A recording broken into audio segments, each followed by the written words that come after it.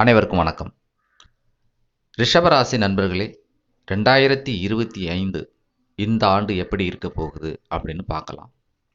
2025ல் 3 கிரகங்கள் பெயர்ச்சியாக போகுது.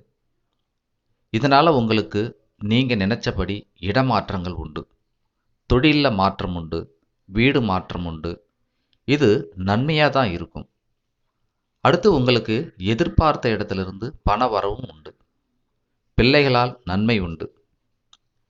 அதே போல் பூர்வீக சொத்துல ஆதாயம் உண்டு, உயில் சொத்துனால லாபங்கள் ஏற்படும்.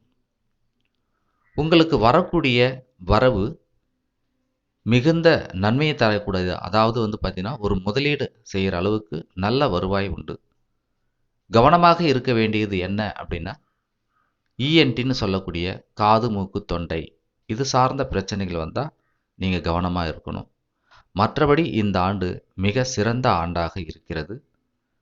நன்றி. வாழ்க வளமுடன்.